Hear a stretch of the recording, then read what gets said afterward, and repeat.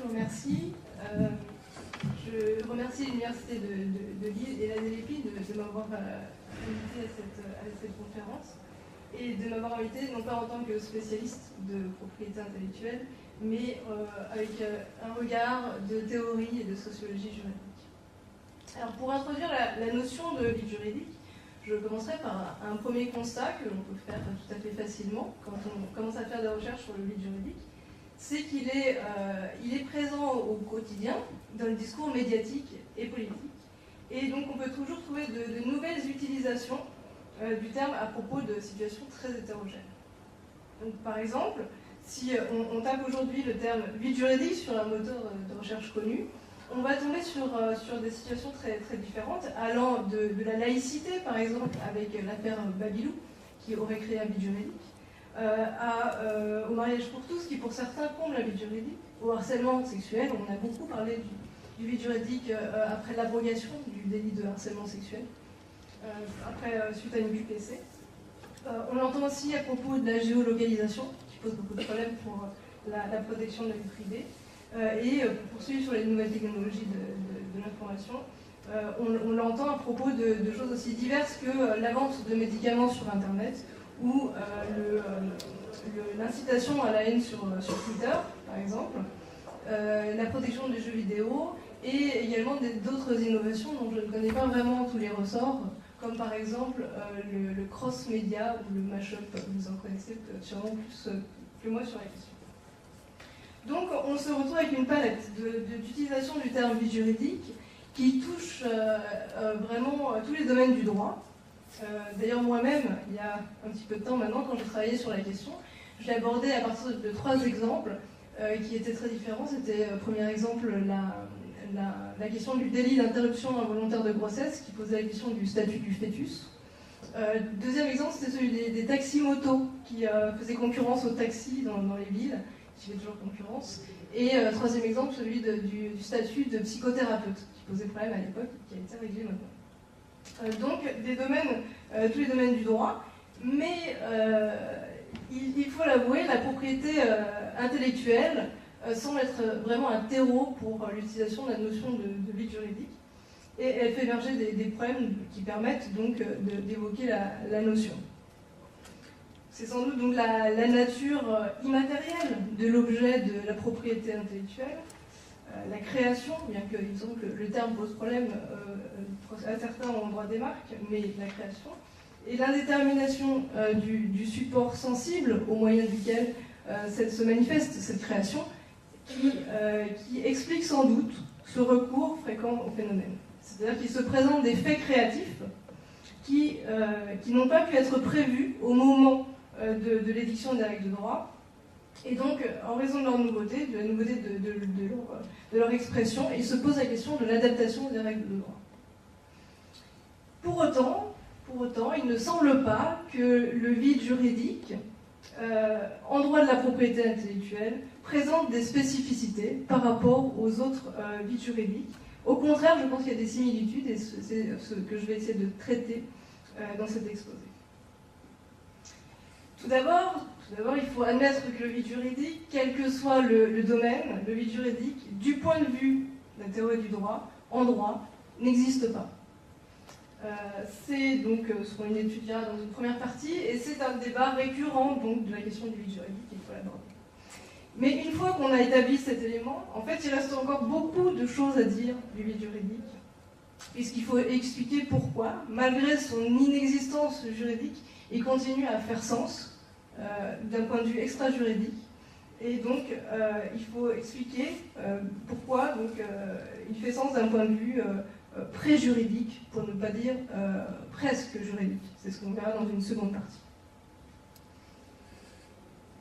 L'inexistence du vide juridique, en théorie du droit, se décompose en 2 temps, avant le jugement et après le jugement, puisque c'est l'application concrète de la règle de droit qui détermine en fait le sort du vide juridique.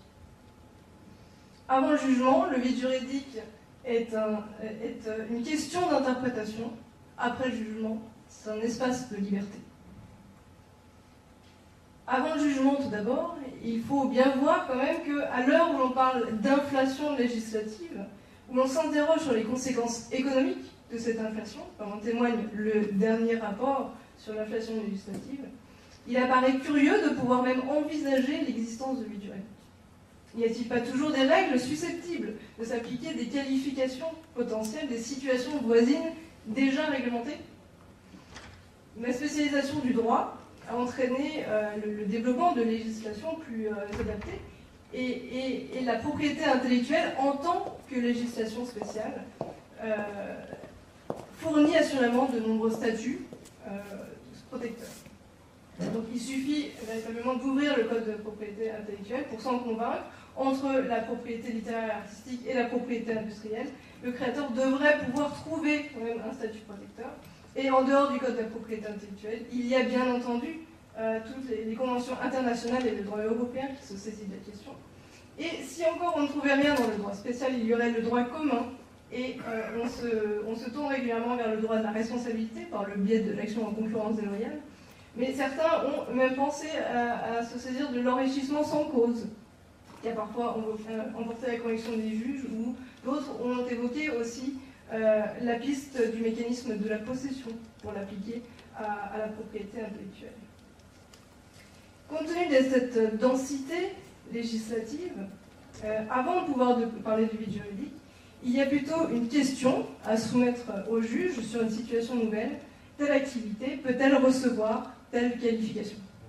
Donc c'est un travail juridique classique de systématisation, d'application, de qualification, de conceptualisation qui est mis en œuvre à ce stade. Donc on va travailler par exemple la question de la signification des notions d'originalité ou de nouveauté pour prendre les notions les plus courantes.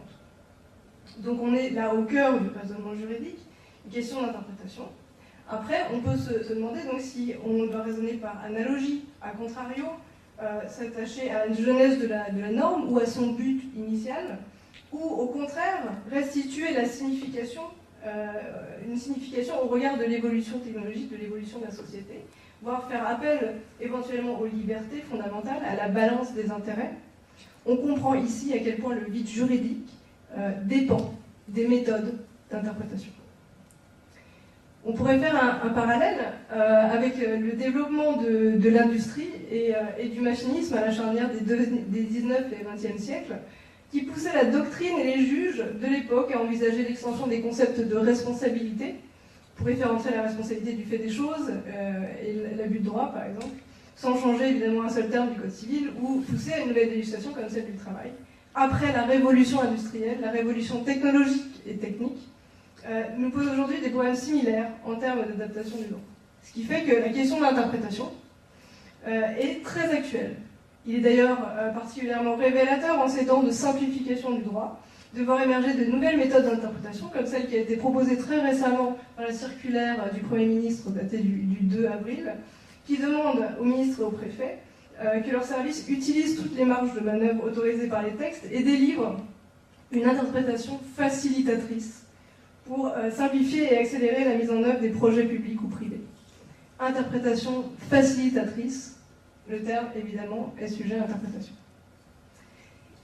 Avant le jugement, donc, il est question de savoir jusqu'où le juge peut aller quand il se trouve face à un cas nouveau. Et cette question dépend de la façon dont il perçoit ses propres pouvoirs, de la façon dont il dépense ses rapports, perçoit ses rapports avec le législateur, de sa vision de la séparation des pouvoirs également, mais aussi de l'état de la doctrine juridique. Et j'en passe, le sujet n'est pas nouveau.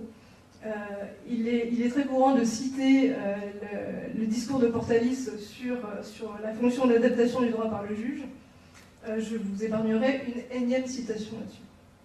Mais il est plus intéressant de souligner que la propriété intellectuelle recèle peut-être la question la plus délicate et la plus passionnante qui existe actuellement en matière d'interprétation, avec celle de la portée du triple test en matière de droit d'auteur.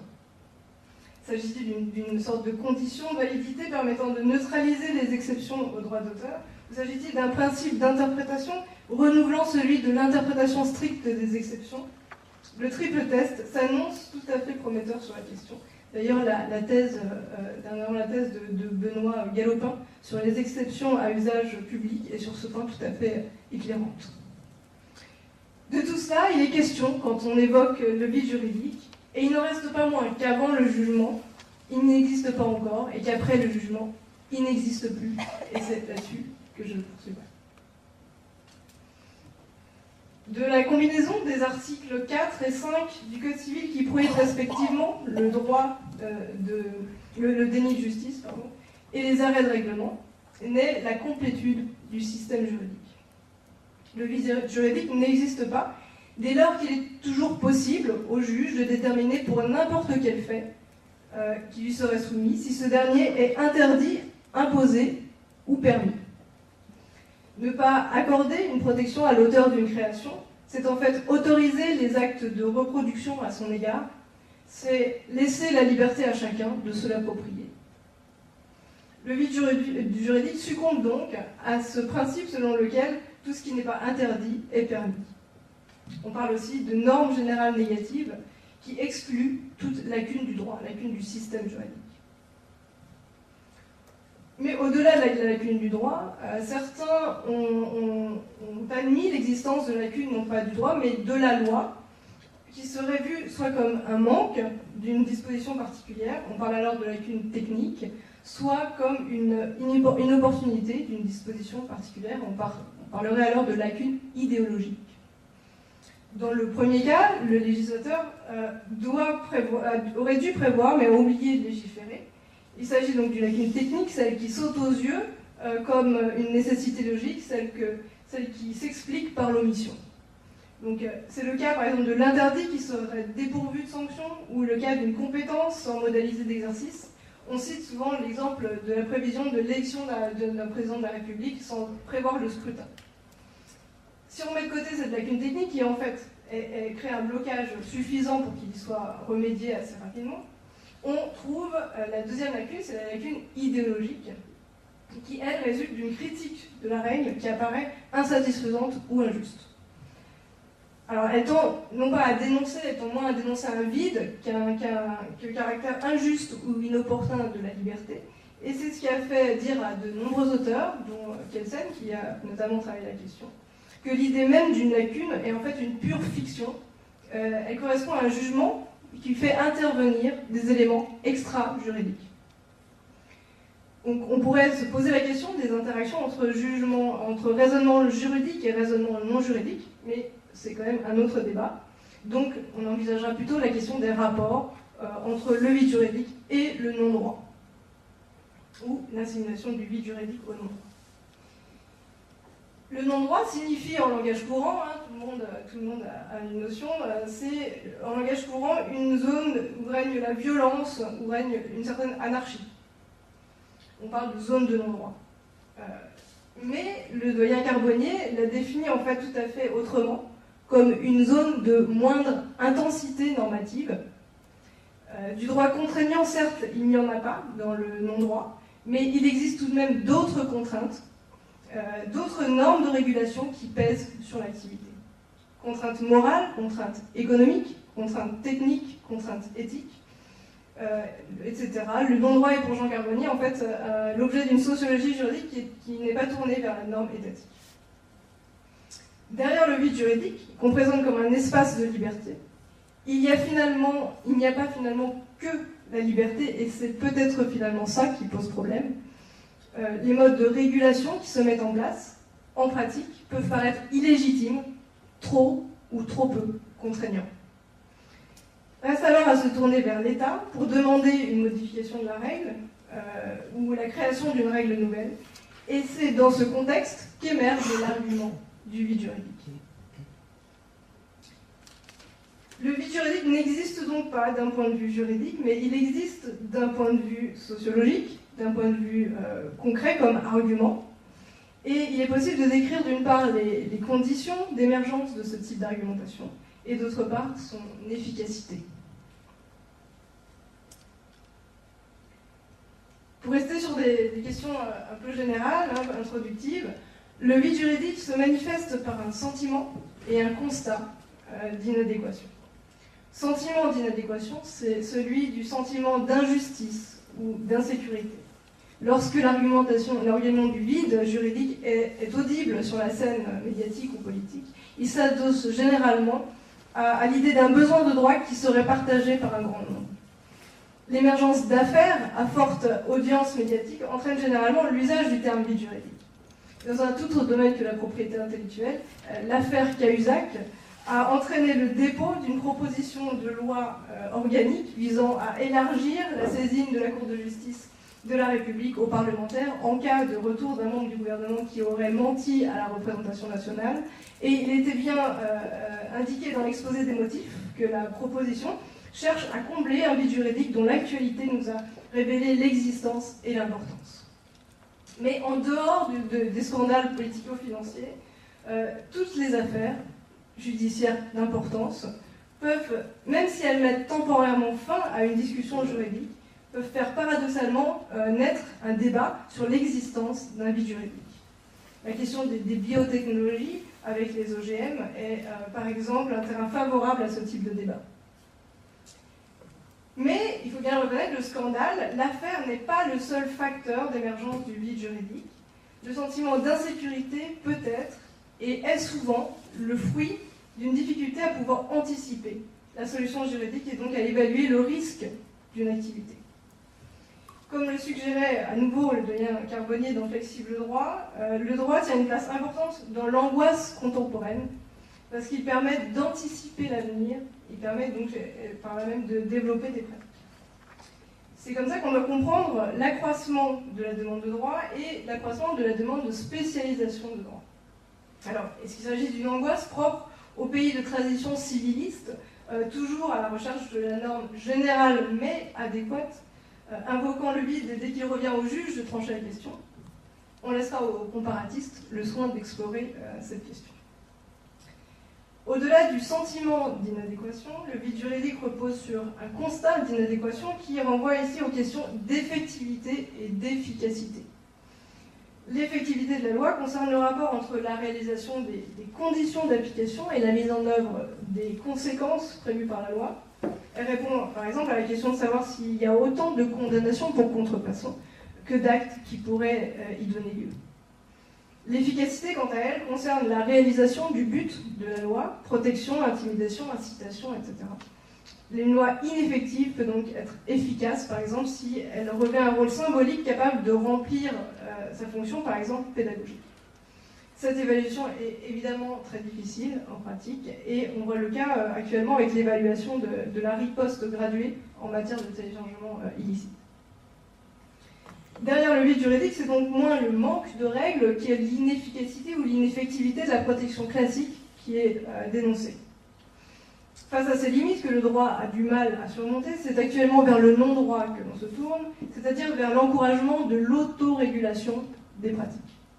Guide de bonne conduite, médiation, etc.